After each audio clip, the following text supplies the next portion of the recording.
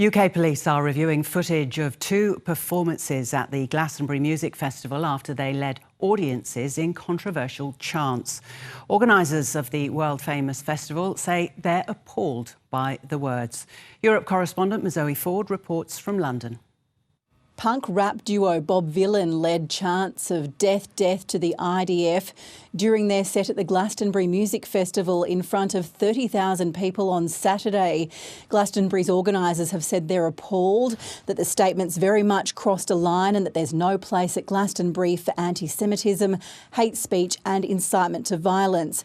The Israeli embassy to the UK has also reacted, saying they're deeply disturbed by the inflammatory and hateful rhetoric. And the campaign against anti-Semitism group here in the UK said it would formally complain to the BBC for broadcasting the performance. The BBC has not posted it on its on-demand platforms since. We've also had some reaction from the UK government. Here is the Health Minister, Wes Streeting. We saw that chant at a music festival when there were Israelis at a similar music festival who were kidnapped, murdered, raped, and in some cases still held captive.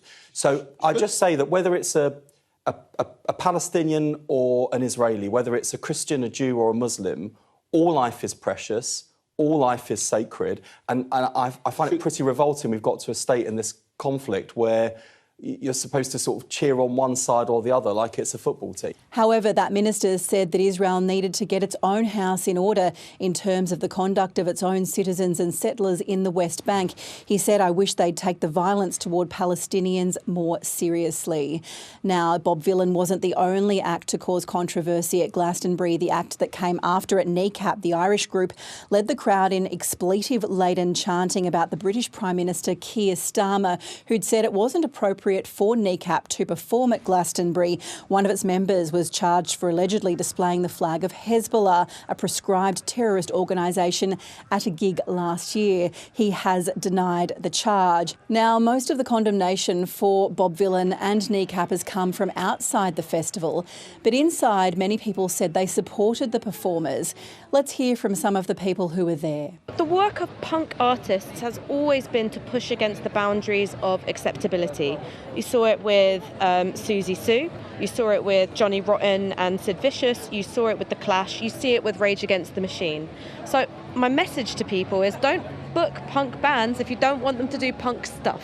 We're talking about what one artist or what two artists said on a certain stage, when really what we should be talking about is the hundreds of thousands of lives being lost in Gaza. UK police say they're reviewing video footage of both the Kneecap and Bob Vylan performances at Glastonbury as they consider whether to launch a criminal investigation.